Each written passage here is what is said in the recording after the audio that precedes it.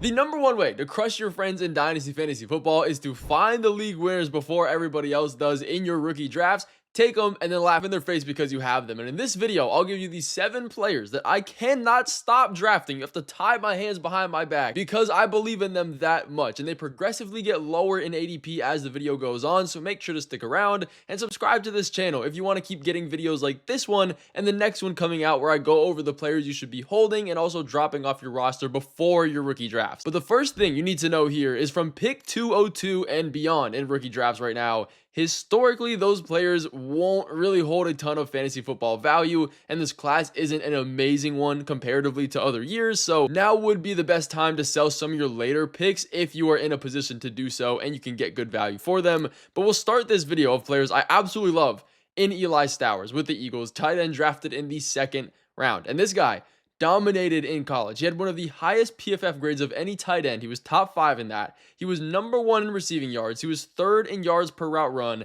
and he can line up anywhere. If you watch any of his film, they'll put him in line at the tight end position. They'll put him in the slot, even outside the numbers as like an X wide receiver. He can do it all. Now, probably less at the NFL level, but he had a 27% dominator rating in college, which is similar to those of Brock Bowers, TJ Hawkinson, guys like that. That is a really good group of players that you want to put your name next to. He's very athletic, but there is a huge downside with him, and one that I'm a little bit worried about, and that is the offensive situation. The Eagles do not pass the ball a lot. They have been bottom 5 in passing attempts each of the last 5 years. Now, it pretty much is a lock that A.J. Brown will not be an Eagle come this season, but we still have Devontae Smith. We still have new wide receiver, first round wide receiver, Mekhi Lemon, and Dallas Goedert at the tight end position. One big thing with the tight ends, you really don't want other guys at your position competing with snaps and targets. Now, I will say Dallas Goedert is turning 32 this season, and he's on a 1-year deal that will end after this year. So there is a very real chance that Stowers becomes a tight end 1 in the very near future and takes this year to kind of learn behind Dallas Goedert and get his feet wet a little bit to the NFL. But primarily a very good pass catching tight end compared to a blocking tight end is going to give you more fantasy football value. And the tight ends on this roster outside of those two are just Grant Calcaterra and maybe Stone Smart if you want to count him in there. So I expect him to average about 7 fantasy points per game. Out of all these tight ends in the draft, he is one of the better ones as far as fantasy football value goes. Just like Antonio Williams, who is a wide receiver for the Commanders, who I think is in one of the best situations possible. He's pretty high in drafts. Unfortunately, he's a top 15 pick, but he's behind Stowers as the wide receiver 7. And the first thing that everyone will tell you is that the Commanders are going to go through. They're going to sign Brandon Ayuk. They're going to sign Stephon Diggs, some kind of veteran wide receiver to fill that role.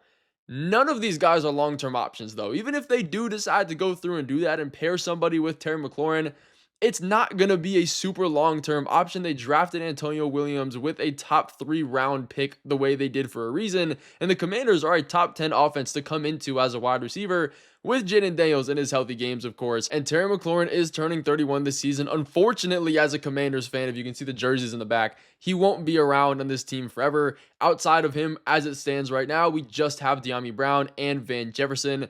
There is zero worry that those guys are going to be taking a really big target share from him. Yes, this team kind of spreads it out a little bit, but there is room to be made for Antonio Williams as a prime target in his rookie season coming out of Clemson. And one thing that I really do like about him is that he's one of the better route runners in the entire draft, and he can read a zone really, really well. So if you can do both of those things together well and kind of beat out some guys in the depth chart that should be beat outable, he could be perfectly fine in fantasy production. But one of the biggest boom bust players in this list that almost didn't make it is Nicholas Singleton because of his rookie draft value and where you have to take him at for 3 main reasons. The first one being he was a 5th round pick, and statistically guys being taken that low, it's an uphill battle to reach fantasy football value. The next one being this offense isn't exactly high powered, but buying young pieces on ascending offenses that should be better soon is a great way to win leagues and find really good value. A lot of times with these rookies, you're not just buying the rookie's talent, you're buying the team situation. And the Titans are that because their RB room isn't exactly something that's insanely established right now. We have Tony Pollard, who's 30 years old, and an unrestricted free agent coming after the season is over. You also have Tajay Spears, who is also, he's on his rookie contract still, deal, and that's going to be ending after the season. So there's a lot of decisions the Titans do have to make. And if we're talking best case scenario, in 2 years, Nicholas Singleton, if he is living up to the expectations, can be RB1 and maybe a 50-50 type split with Tajay Spears if they bring him back, or maybe he's just that good and he goes absolutely insane. And the other running backs outside of him, like Katron Allen, like Kalen Black, in his range of rookie draft value, don't have a ton of super long guaranteed upside either. So that's kind of the end of the tier for those running backs that I like to target. But I wouldn't necessarily reach for him in drafts just because I do like some of the wide receiver values around his pick in mid-round 2. And one of those guys being Zachariah Branch. He is easily one of my favorites in the entire list. Now, if I had to give a player comparison, don't overreact yet, because it is Kadarius Toney, just if he had really, really good hands. And what I mean by that is that he's super quick, he's super shifty, and he really just made his name off of screenplays and getting the ball in open space. One red flag, I guess you would call it, that people are going to bring up a lot is that 50% of his targets in college, and last year specifically, came from or behind the line of scrimmage. Now, that is going to be scaring a lot of people because they'll see that and say, oh, he can't win downfield. I don't really think that's necessarily the case. We just see a lot of plays drawn for him because teams know they should use him for his strengths, and that is getting him the ball in space. Compared to other wide receivers in the draft, he might honestly be the best one out of all of them. But I don't doubt that the Falcons can take that strength and use it in a way that helps their offense because, I mean, you look at this wide receiver depth chart, outside of Drake London, the wide receiver 2 and 3 is Jahan Dotson and Olamide Zaccheaus. Like, these guys aren't set in stone number 2 options. He could be that second guy from day one, and he fits really well into this offensive scheme because Kyle Pitts and Drake London are going to work in the middle of the field. Zachariah Branch can get those screens, be really good for PPR and fantasy football, and there really isn't that much comp. So him at the ADP of wide receiver 11 is an absolute steal, in my opinion. Similar to Elijah Surratt, who I fully believe one of these wide receivers for the Ravens is going to go absolutely insane in the future years. You can get Jacoby Lane at a value at wide receiver 17 in about round 3 if you believe in him a bit more, but he's a budget version, and I'll talk a little bit about him later. But Surratt has very, very much produced in every single year of college, whether it was at JMU, whether it was at Indiana, winning a championship with them, and he was outperforming Omar Cooper Jr., who went in the first round of NFL drafts in all of those years. Now, keep in mind, he did get drafted in round 4 in the NFL draft, so statistically, there's a very low hit rate for players in those ranges to be a top 25 guy in their very first fantasy football season. But the Ravens team is extremely desperate right now in young wide receivers to step up, outside of Zay Flowers, who isn't exactly a target hog. It's Devontae Walker and it's Rashad Bateman as the wide receiver 2 and 3. They just lost Isaiah Likely. Mark Andrews is turning 31 this season. They lost DeAndre Hopkins, if you want to count him. And with Jacoby Lane being a bigger wide receiver, he's 6'4", and his strengths work a little bit more to be less of a volume target kind of guy and more of maybe a red zone target kind of guy. I think Elijah Surratt can be this PPR player that we want to be drafting primarily. Just like Skylar Bell, who with his early struggles in training camp, I still really do like. I'm targeting him for 3 main reasons in my rookie drafts, and that's situation, and situation. He gets a top 5 offense with Josh Allen, who's probably going to be there for his entire career almost, and it's not impossible to move up the depth chart on this team. We've seen it before.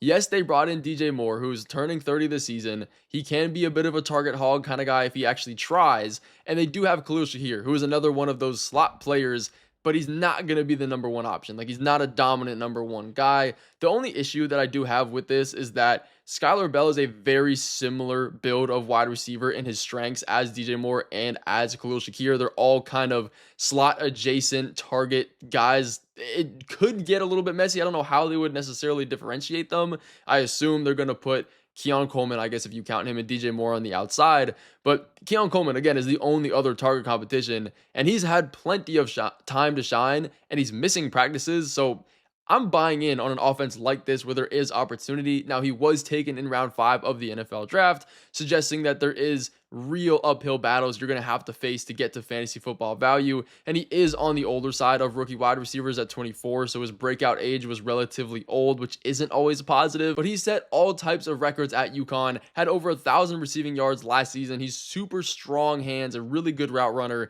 and he had a 65% contested catch rate. That's exactly what this Bills team needs, and he definitely does carry a lot more risk than some of the other guys on this list. probably won't have as high as a year one value as some of them, but he definitely is still on this must draft list for me. Just like another Raven who might be the biggest sleeper of this video in Adam Randall. Now, this is a potential long term play, could turn short, but a biggest issue here is going to be that he's playing behind Derrick Henry, and that's exactly why he's being valued so low in rookie drafts as he is right now. But he's playing behind a Derrick Henry that is 32 years old right now, and they just lost one of the biggest guys in competition for touches in the backfield in Keaton Mitchell last season, and now they have Adam Randall to come in, kind of take that role. And this is a running back that played wide receiver, converted to running back in college. He has a ton of pass catching upside. Henry will not catch passes. That is not his thing. Justice Hill can definitely do it. He is the next man up in this backfield, but he's 29. He'll be turning 29 this season, and he's not a long-term answer. He is far from that. So there's a very real chance that Adam Randall can work into this pass catching game, kind of get his foot wet there, and then keep building and keep building throughout the season. And God forbid, if Derrick Henry does happen to go down or get injured or retire, this is an RB1 situation that you're looking at, and you're getting him in the third round of fantasy rookie drafts as the RB11. I am smashing that draft button everywhere I can, and Randall was the first player that Ravens GM drafted himself, so he probably has a little bit longer of a leash because of that. But that's going to finish out this video. I thank you guys so much for checking in on this, and make sure to be subscribed for next video coming soon. All glory to the man above.